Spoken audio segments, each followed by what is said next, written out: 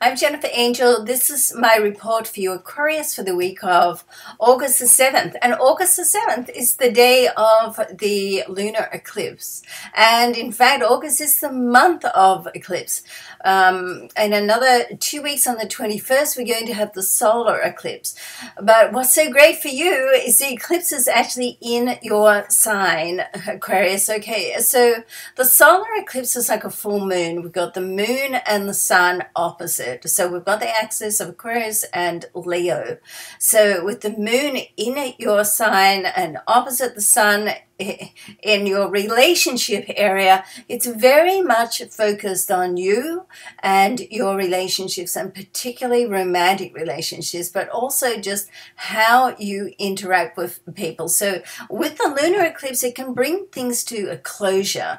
So it can bring things to a head. It's like a trigger that just moves things forward, and particularly as the sun is also conjunct with Mars. Anything to do with Mars, that action energy and that, you know, really that put it into action, get it done, move forward, and do it yesterday type energy.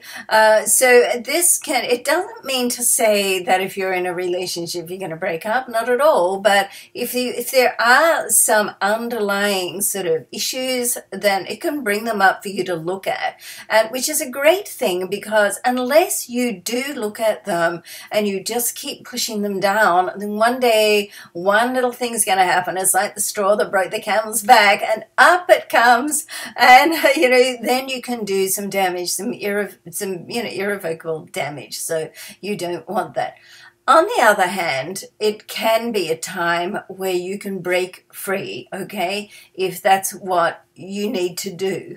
And if everything's sort of hunky-dory, then you may not even notice it as much. And it does really depend in your natal chart, your birth chart, where your degrees are, because the lunar eclipse is at 15 degrees. So if you've got anything in your chart that's at 15 degrees or a couple of degrees either side, then that's going to really have a strong effect on your life. And then the houses that they affect, which the houses are the areas of life, and how that interacts with the transiting planets. So if you wanted to know more about that, you can book a session through, just go to jenniferangel.com.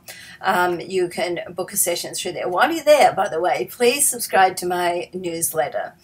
Okay, now also in this area opposite you where the sun is, it's a very, very nice connection. It's a sextile, which is like an opportunity with Jupiter. And Jupiter is known to be the planet of abundance and expansion, so we like Jupiter a lot.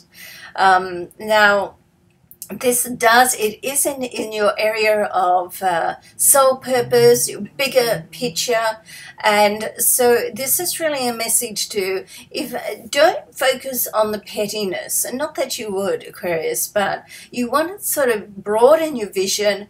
Look, when you have a vision or a goal that's bigger than yourself, then all the pettiness, it seems to drop away. And this is sort of a time, if you can rise your energy and your vibration to really, live and operate and think, and that's very much about attitude. So sometimes when you're breaking things down and walking away from things, it can simply be that you're walking away from an attitude that is no longer serving you. So in one way or another, the lunar eclipse, and particularly this one because it's a full lunar eclipse, so it's very, very powerful. You've got Mars, the planet of power, right, sort of opposite, connecting with the sun as well.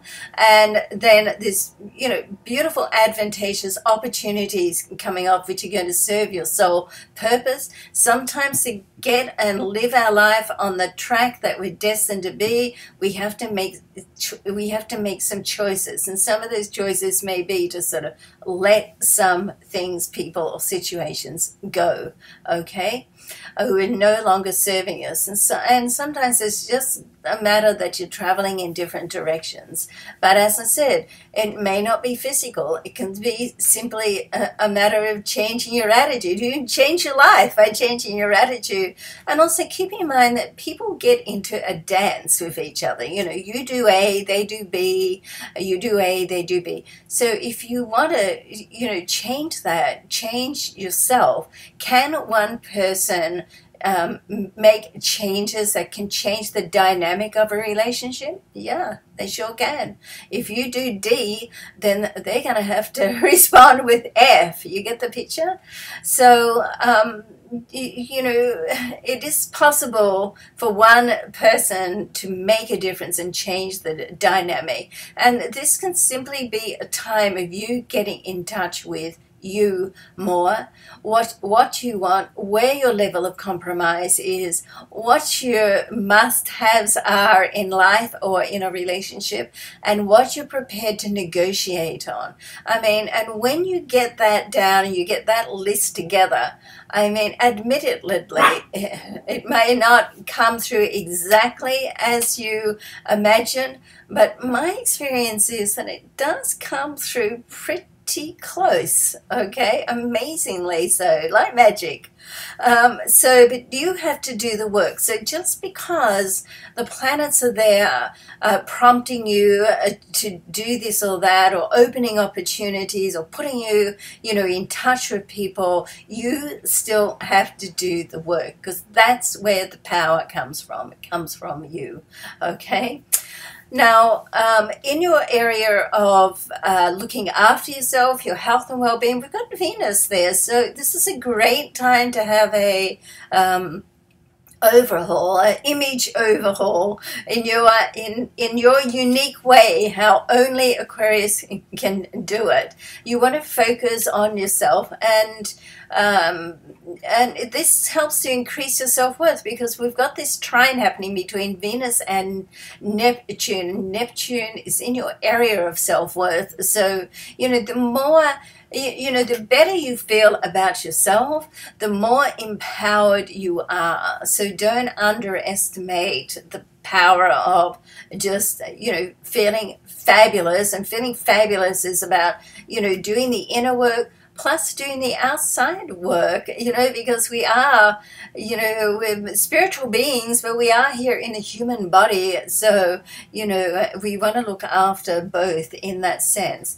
Now, Mercury is going to go retrograde at the end of the week. Yeah, it's Mercury retrograde again. Not my least favorite transit, but, you know, it's good. It does have its good parts. But on the 12th, so right in the middle of these eclipses, okay, so, you know, from around the 10th onwards, a couple of days either side of the retrograde is always the most unsettled. So you want to, if you've got things to sort of, especially official business, because it's in this area of official business and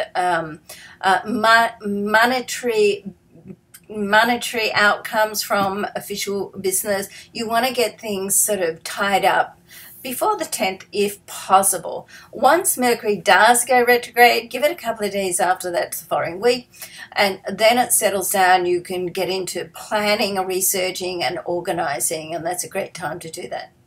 Okay, so the card that I've selected for you is from the Sonia Coquette pack. The answer is simple oracle card, and I thought I would, you know, so much going on and keep it simple. And here it is here. Look at that, it's gorgeous. It says start anew.